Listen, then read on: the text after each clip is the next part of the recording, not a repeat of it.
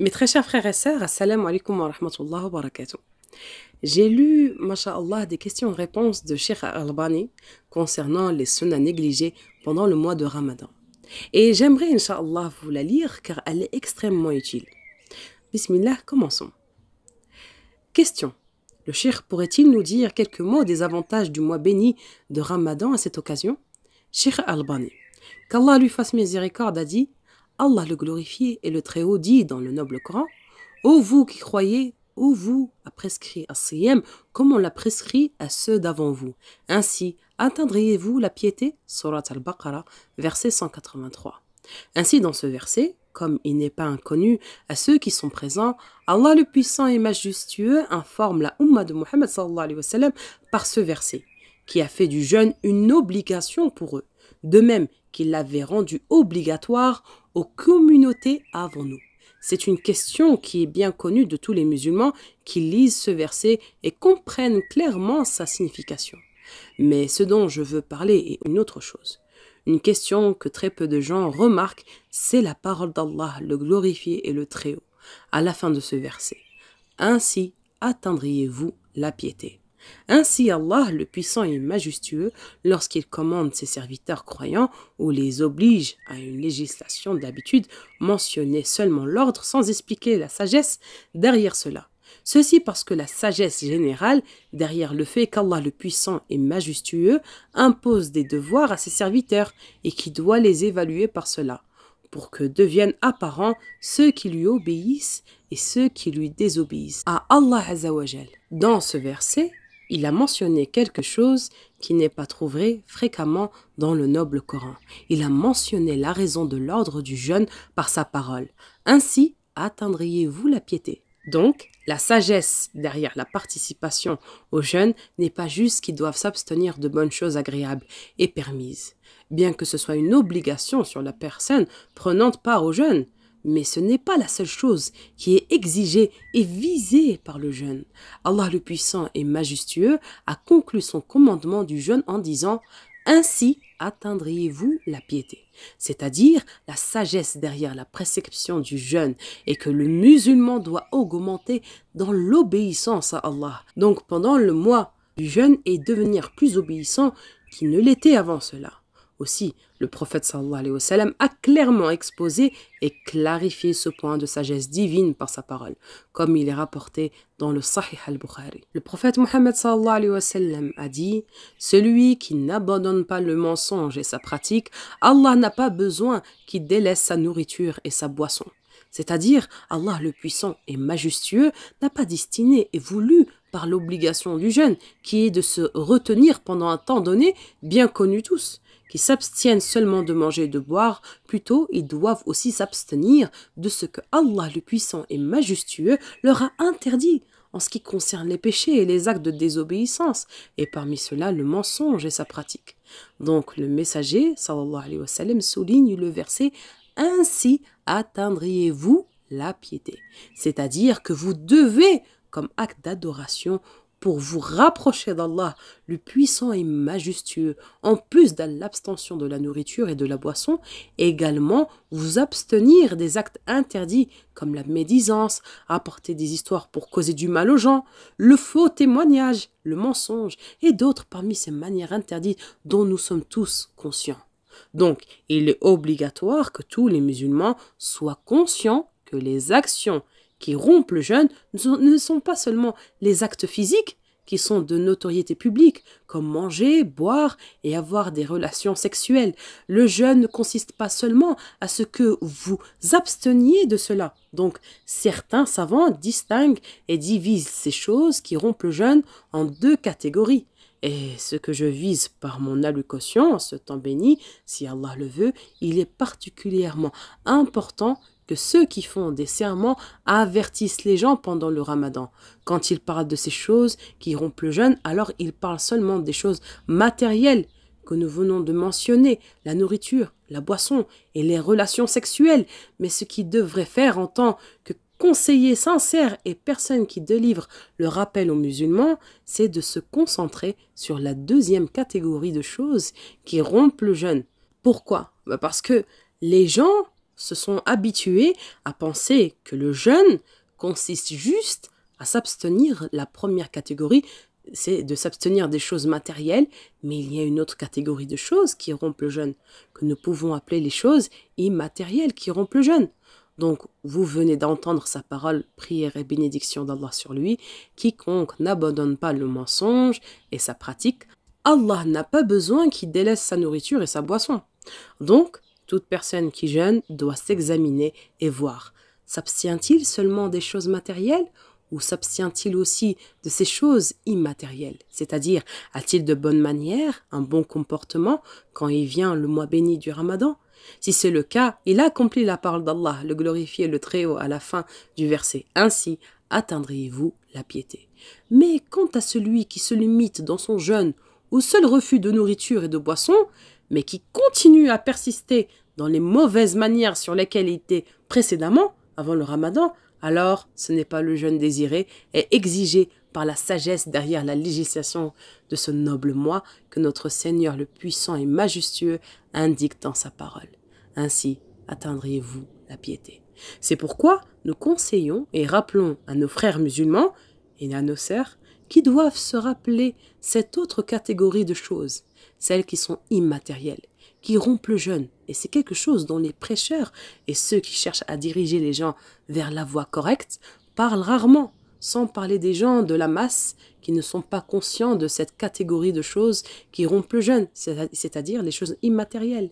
C'est ce que j'ai voulu rappeler à nos frères et à nos sœurs qui sont présents dans cette assise bénie, Inch'Allah, pour que cela puisse être une cause de leur augmentation dans les actes d'adoration en cherchant à se rapprocher d'Allah, le glorifier et le Très-Haut en ce mois béni, le mois du jeûne qui est tel que nous espérons qu'Allah le glorifié et le Très-Haut nous guidera et nous accordera le succès d'accomplir le droit dû à ce mois béni. Et ce droit est que nous abstenions des choses matérielles et immatérielles qui rompent le jeûne. En outre, j'espère que vous prêterez attention à quelques questions qui ont été négligées par une majorité des musulmans de la masse, sans parler de ceux qui ont cette connaissance. Il y a un hadith qui est très souvent négligé en raison d'un autre hadith, parce que la majorité des gens est incapable de concilier leurs pratiques et applications. Ce hadith est sa parole du prophète Mohammed sallallahu alayhi wa sallam. Ma umma ne cessera d'être sur le bien tant qu'ils s'empresseront de se rompre le jeûne et retarderont le repas de l'aube. Donc ici, deux choses ont été mentionnées et sont négligées par la plupart des gens, et elles sont l'empressement de la rupture du jeûne et le retardement du repas de l'aube as-suhur. Quant à la négligence de la première question, qui est de se presser pour rompre le jeûne, d'après certaines personnes, il contredit autre hadith, qui est sa parole, prière et bénédiction d'Allah sur lui. Ma umma ne cessera d'être sur le bien tant qu'ils s'empresseront de prier la prière du Maghrib.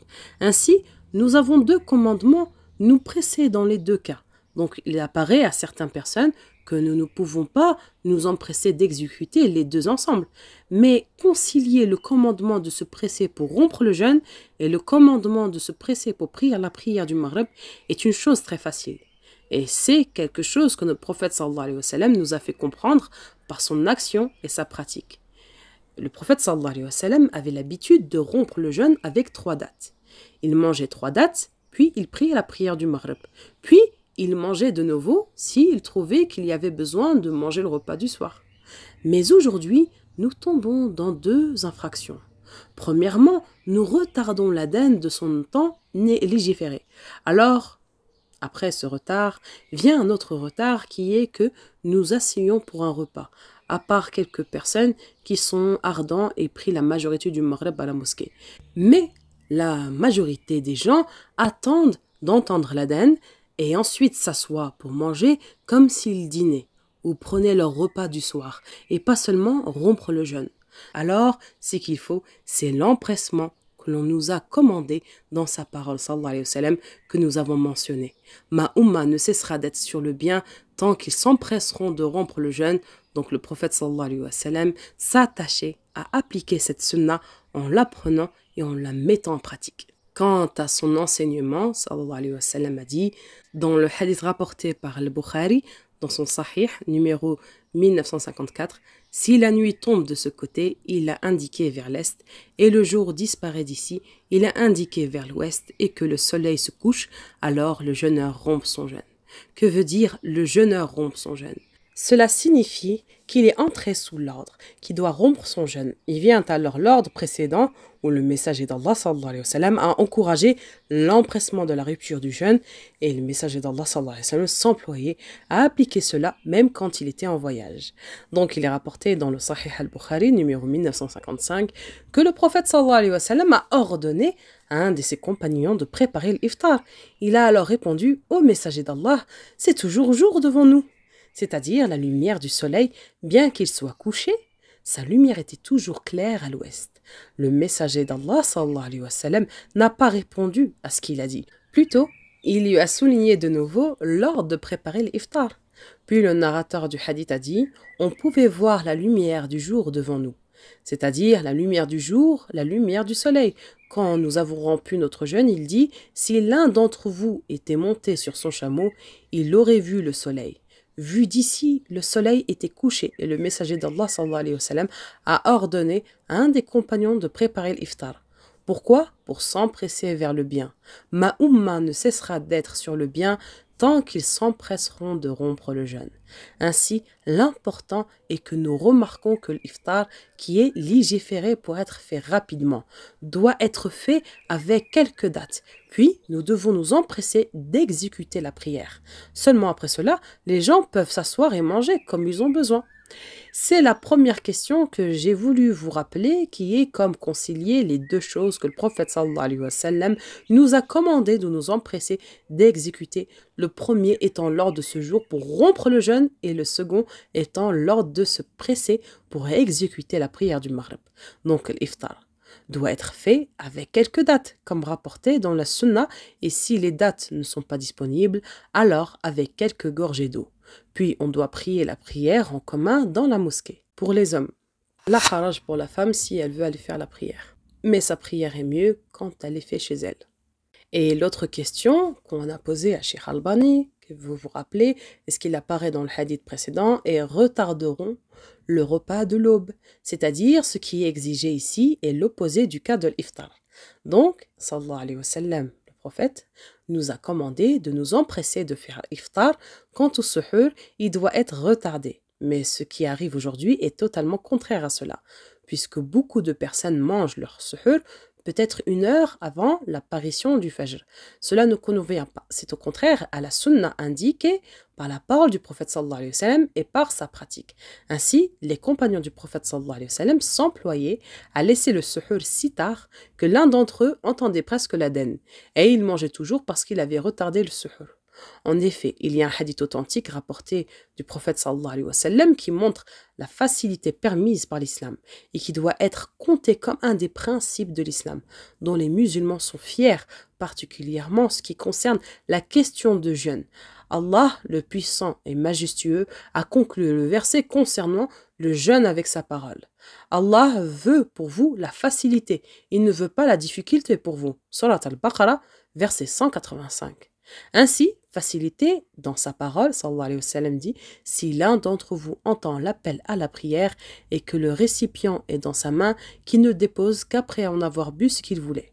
Si l'un d'entre vous entend l'appel à la prière et que le récipient est dans sa main, le récipient contenant la nourriture, que ce soit du lait, de la boisson, de l'eau, tout ce qu'une personne peut prendre comme suhur, et il entend l'adhan, alors il ne doit pas dire « maintenant la nourriture est interdite », car on entend l'adhan. Non, pour la personne qui a eu assez, il ne lui est pas permis d'en avoir encore, que ce soit une boisson ou un fruit, quand il s'est repu de ce qu'il mangeait. Mais quant à celui qui entend l'adhan et qui n'a pas encore pris ce dont il a besoin comme nourriture et boisson, alors le messager d'Allah sallallahu alayhi wa sallam l'a rendu licite pour lui. Donc, il a clairement dit en langue arabe claire et éloquente, « Si l'un d'entre vous entend l'appel à la prière et que le récipient est dans sa main, qu'il le dépose qu'après en avoir bu ce qu'il voulait. » Et ce qui signifie ici, par l'appel de la deuxième appel, le second adhan. Ce n'est pas le premier adhan qui appelle à tort l'adhan de l'abstention, imsak. nous devons savoir qu'il n'y a aucune base pour appeler le premier adhan l'adhan de l'abstention, imsak. Le second adhan est le moment où nous devons nous abstenir et ceci est clairement exposé dans le Coran. Lorsque Allah le puissant et majestueux dit « Mangez et buvez jusqu'à ce que distingue pour vous le fil blanc de l'aube du fil noir de la nuit. » Surat al-Baqarah, verset 187. Donc, le repas devient interdit au début du temps de la prière du Fajr. Il n'y a aucune séparation entre ces deux choses. Il n'y a aucune abstention de nourriture et de boisson un quart d'heure, au moins que cela ou plus que cela, avant le début du temps de la prière du Fajr. Pas du tout. Parce que la prière est due quand la vraie aube apparaît et la nourriture devient interdite pour la personne qui jeûne quand la vraie aube apparaît. Ainsi, il n'y a aucune séparation entre ces deux questions. C'est pourquoi il apparaît dans le hadith authentique filé par Al-Bukhari et Muslim, le hadith de Abdullah ibn Umar ibn al-Khattab, radiyallahu anhuma, que le prophète sallallahu alayhi wa sallam a dit que ne vous trompez point l'adhan de Bilal, c'est-à-dire le premier adhan, parce qu'il fait l'adhan pour éveiller la personne qui dort, pour que la personne qui veut manger le repas de l'aube puisse le faire. Mangez donc et buvez jusqu'à ce qu'Ibn Maktoum fasse l'adhan.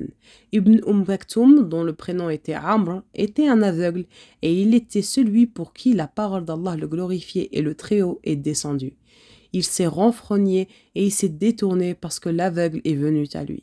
Surat Abbasa, verset 80. Donc, il avait l'habitude de faire le second adhan, l'adhan qui signifie que le repas devient interdit et qui est maintenant temps pour la prière du Fajr. Comment faisait-il l'adhan alors qu'il était aveugle? C'est une question qui arrive naturellement à l'esprit de certaines personnes. Amr ibn Maktoum avait l'habitude de monter sur le toit de la mosquée, mais il ne pouvait pas voir l'aube. Donc, il attendait jusqu'à ce que quelqu'un passait par là ne voie l'aube. Ainsi, quand quelqu'un voyait que l'aube apparaissait et s'étendait à travers l'horizon, il lui disait « C'est le matin, c'est le matin !» Alors, il faisait l'adhan. Donc, vous remarquerez ici que l'adhan de Amr était après que le Fajr n'apparaissait et soit vu par les gens alors qu'il marchait dans les rues. Ainsi, quand on lui disait « C'est le matin, il faisait l'adhan. Donc, il y a une certaine latitude dans la question. Puisque le mu'addin retarde l'adhan jusqu'à ce qu'il entend les gens dire « c'est le matin ». Et le messager d'Allah sallallahu alayhi wa sallam a dit « si l'un d'entre vous entend l'appel à la prière et que le récipient est dans sa main, qu'il ne le dépose qu'après en avoir bu ce qu'il voulait ». Ainsi, Allah le puissant et majestueux a vraiment parlé quand il a dit à la fin des versets liés au jeûne. Allah veut pour vous la facilité, il ne veut pas pour vous la difficulté, afin que vous complétez le nombre et que vous proclamiez la grandeur d'Allah pour vous avoir guidé et afin que vous soyez reconnaissants. C'est pourquoi le fiqh qui nous doit être critiqué et qui court contrairement à la sunna est qu'une personne dise si quelqu'un entend l'adhan et la nourriture dans sa bouche, alors il doit le cracher. Et ceci est au-delà de la sévérité et dépasse le relou, les limites de la religion. Et le Seigneur de toute la création nous a avertis et nous a rappelé dans son livre et dans la sunna de son prophète sallallahu alayhi wa sallam que nous ne devons pas dépasser les limites fixées dans notre religion. Donc il a dit dans le noble Coran « Ô gens du livre, n'exagérez pas les limites dans votre religion et ne dites sur Allah que la vérité. » Et notre messager d'Allah sallallahu alayhi wa sallam nous a dit « Prenez garde du relou, à l'excès des limites dans la religion, parce que ceux qui sont venus avant vous ont été détruits par leur excès dans les limites de leur religion. » Ainsi, le messager d'Allah sallallahu alayhi wa sallam nous a précisé qu'il y a une latitude et une marge de facilité dans le fait qu'une personne prenne le suhur, dans la mesure de ce qui a dit « Si l'un d'entre vous entend l'appel à la prière et que le récipient est dans sa main, qu'il ne le dépose qu'après en avoir bu ce qu'il voulait. » Donc,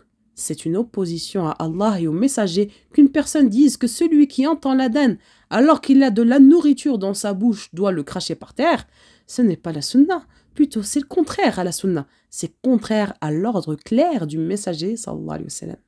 Et j'ai été questionnée plusieurs fois, donc je ne laisserai pas le besoin d'une telle question, mais plutôt je vous précéderai dans la réponse en cela, en déclarant que ce hadith se trouve dans certains des livres les plus célèbres de la Sunna, comme la Sunan d'Abu Daoud, et c'est le troisième livre des 6 livres bien connus, le premier étant Sahih al-Bukhari, le second étant Sahih Muslim, et le troisième étant les Sunan d'Abu Daoud. Ce hadith se trouve dedans et il est aussi rapporté par Abu Abdillah al-Hakim dans son Mustadrak et il est aussi rapporté par l'imam de la Sunna, l'imam Ahmad ibn Hanbal, rahimahullah, dans son livre excellent connu comme le Musannad de l'imam Ahmad. Donc le hadith n'est pas un hadith étrange, plutôt c'est un hadith bien connu et il a été rapporté par les imams de la Sunna dans le premier temps et avec une chaîne de narration authentique. Ainsi, je dis, pour conclure cette allocution, dont je le conclurai avec sa parole, sallallahu alayhi wa sallam, Allah aime qu'on prenne ses faveurs de même qu'il aime que ses ordres prescrits soient mis en pratique, et dans une narration de même qu'il déteste qu'on lui désobéisse. Ainsi, il y a 2 narrations. Allah aime qu'on prenne ses faveurs, de même qu'il aime ses ordres prescrits soient mis en pratique. Et la deuxième narration est comme il déteste qu'on lui désobéisse. Donc le musulman ne doit pas pratiquer la fausse piété et ce qui a été dit est suffisant et la louange est à Allah, le Seigneur de toute la création. Donc pour ceux qui cherchent la cassette où Cheikh Al-Albani parlait, c'était le numéro 590 de la source Silsila Al-Huda wa Nour, pour ceux qui veulent en arabe, Inch'Allah. Et voilà mes très chers frères et sœurs, nous sommes arrivés à la fin de cette vidéo. دمتم في رعاية الله وآمنه والسلام عليكم ورحمة الله.